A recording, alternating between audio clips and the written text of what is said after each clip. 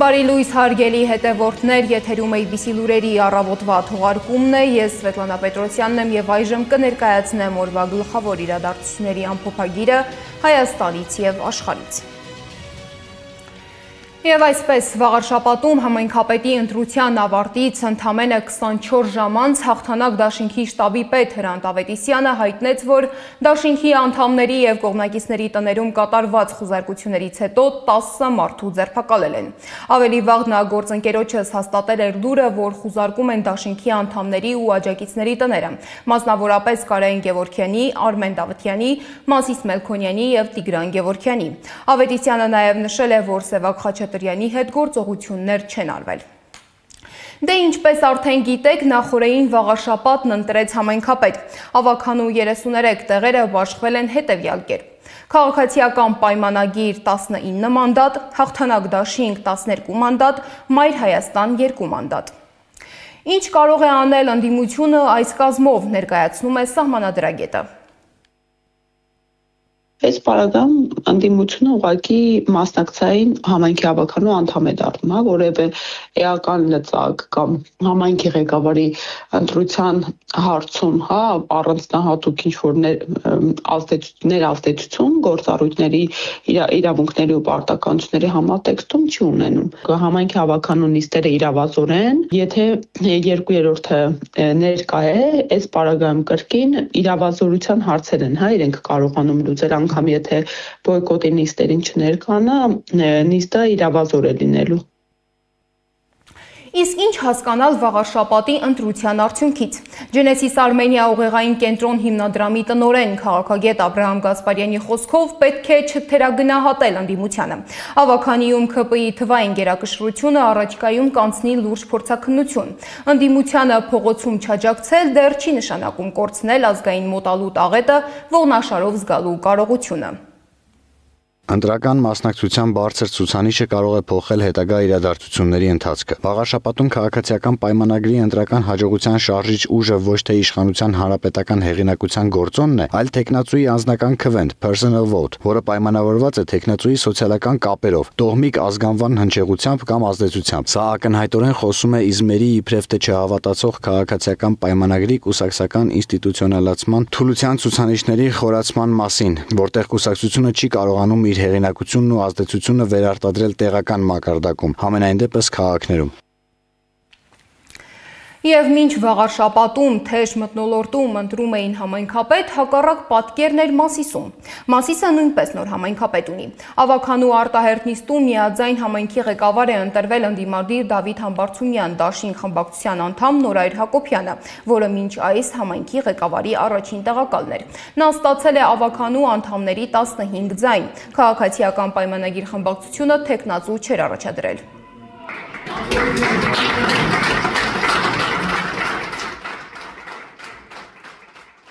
Ես ունեմ իմ անձնական կարծիքը,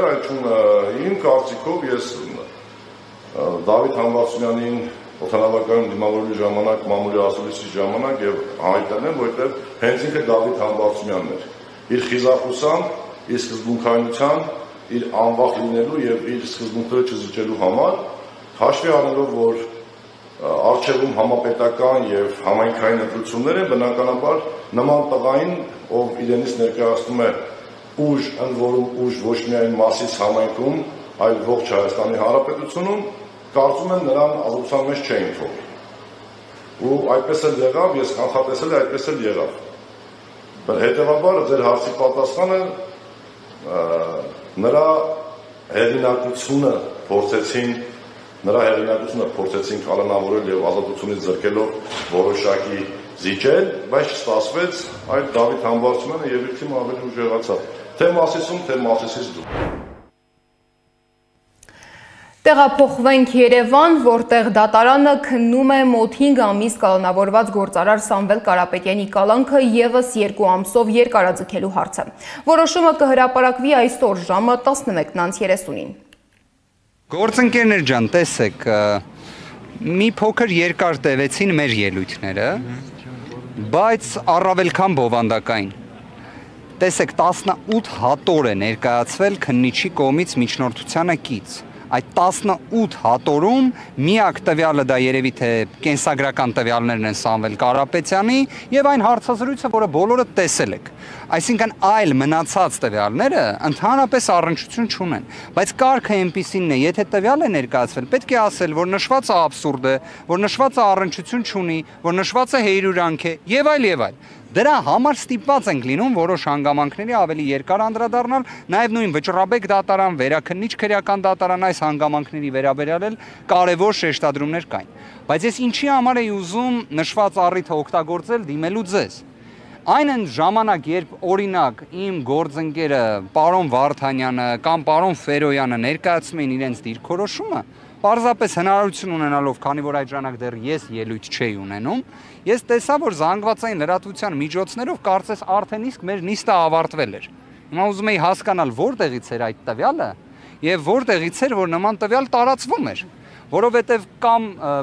մեկ այլ իրականություն գոյություն ունի, ինչ որ խոսքը 2 ամսով կալանքի մասին է։ Այո, ես օրինակ չեմ ասում, որտեղից է։ Լրատվականներից մեկը դրել էր։ Բայց ես նաև տեսա մեկ այլ լրատվական էլ կարծես թե դեռ մինչ այս պահը պահպանել է նշված տվյալը։ Եկեք այս պահին մեկնաբանություն լրատվուցիչ չտամ, բայց ամեն դեպքում ես քիչ առաջ ստուգել էի նշվածը դեռևս մեկ լրատվականում պահպանվում էր։ Նիստի ընթացքում դատարանի դիմաց ոստիկանական ուժեր էին հավաքված, իսկ մյուս կողմում հավաքվել էին բազմաթիվ քաղաքացիներ հաջակցություն գործարարի։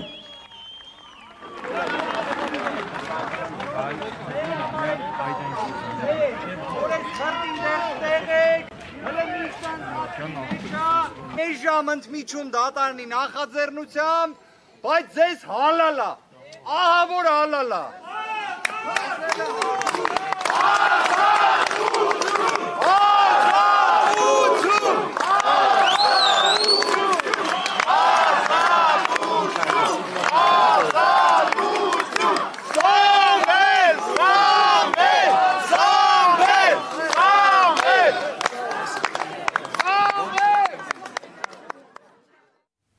Հիշեցնեմ, որ եկեղեցուն աջակցող ընդամենը մի քանի վայրկյանանոց խոսքից հետո են կանոնավորել գործարարին։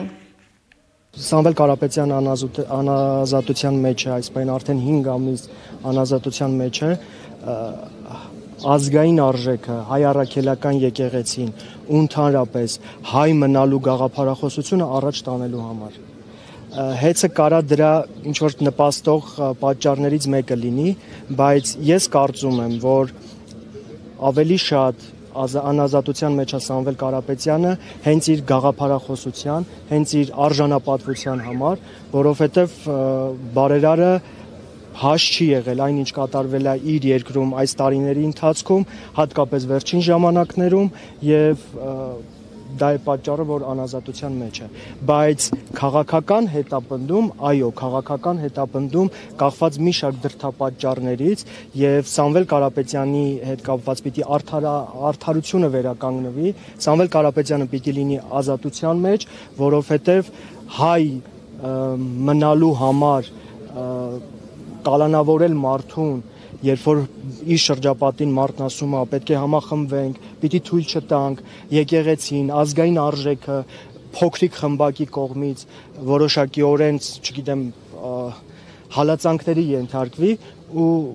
դրա պատճառով անազատության մեջ հայտնվել, կարծում եմ անարդար։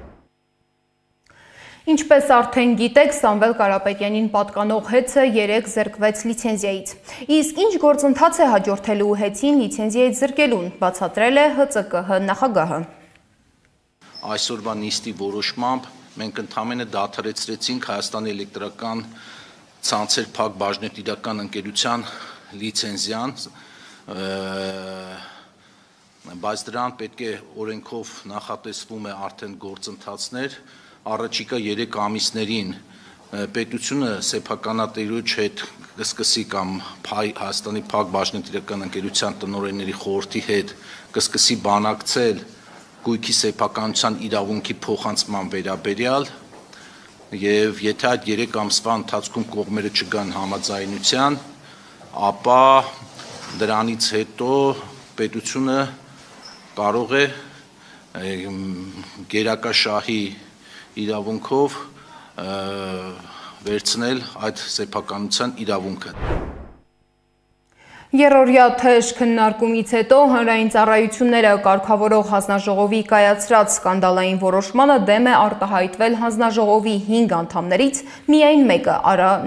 Նռանյանը։ Նա կանխատեսել է, որ այդ գործընթացը հետագայում կարող է ճանաչվել հակասահմանադրական։ Ունեցել եք փաստական հանգամանքների վրա, բայց վարույթը հարուցվել է ենթադրությունների վրա, որ նշված է լիազոր մարմնի ներկայացուցիչի կողմից և վարույթը իրականում գնահատվել է բոլորին այլ ոչնչությամբ, ինչը ընդհանրապես չի համապատասխանում վարույթի անցկացման այն մեթոդաբանությանը, որը առկա է հանձնաժողովում և երկրում։ Մենք բազմաթիվ դիմումներ ստանում ենք և երբեք միայն դիմումի հիման վրա վարույթ չեն կարող հարուցել, մինչև համոզված չենք, որ առկա է խախտում, մինչև անպաստան փաստական հիմքերը չկան։ Այս դեպքում մենք գնացել ենք այլ ճանապարհով, ինչպես ես իմ հարցում տվեցի, որովհետև այդ ենթադրությունը ունեի, որ կարծես թե մենք սկզբից հարուցել ենք վարույթ, հետո մտածել ենք այդ վարույթի համար ինչ հիմքեր դնել։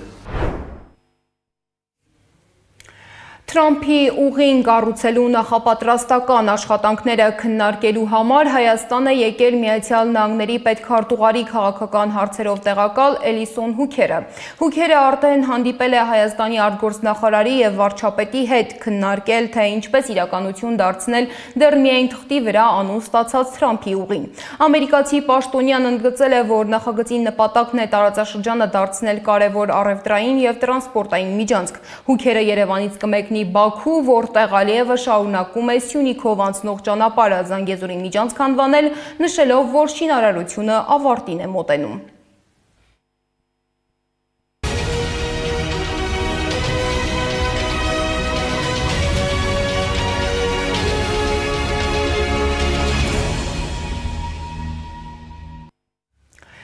Միջազգային լրահոսից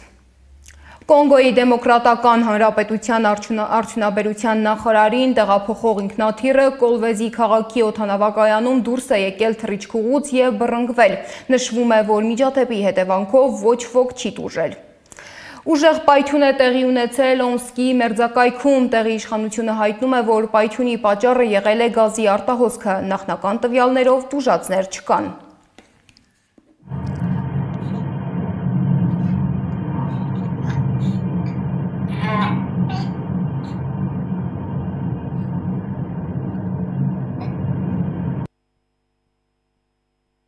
Բանգլադեշի դատարանը մահապատժի է ենթարկել նախկին վարչապետ Շեյխ Հասինային անցած տարվա հուլիսին բողոքի ցույցերը ճնշելու ժամանակ մարդկության դեմ կատարած հանցագործությունների համար։ Զանգվածային ցույցերը կազմակերպել էին ուսանողները, պահանջելով փոխել կառավարման համակարգը։ Հասինայի կառավարությունը դաժանորեն ճնշել էր բողոքի ալիքը, արյունալի բախումներով զոհվել էին հարյուրավոր մարդիկ, այդ թվում երեխաներ։ Մինչ դատավճիռը մոտ 1 տարի առաջ, սակայն 78-ամյա առաջնորդը փախել էր Հնդկաստան։ Եվ վերջում եղանակի մասին։ Սպասվում է առանց տեղումների եղանակ, ասեմ ավելին, օդի ջերմաստիճանը կբարձրանա։ Երևանում այսօր ցերեկը սպասվում է 16-ից 18, իսկ երեկոյան 3-ից 5 աստիճան տաքություն։ Այս ժամի համար նախատեսել էինք այսքանը, շարունակեք հետևել մեզ YouTube-ում, Facebook-ում, Telegram-ում, Instagram-ում և TikTok-ում կամ այցելեք մեր պաշտոնական կայք 3w.abc.media.am։ Ես Սվետլանա Պետրոսյանն եմ, շնորհակալություն ուշադրության համար, մաղթում եմ արդյունավետ աշխատանքային օր։ ABC լուրերը եթերում կլինի ժամը 12-ին։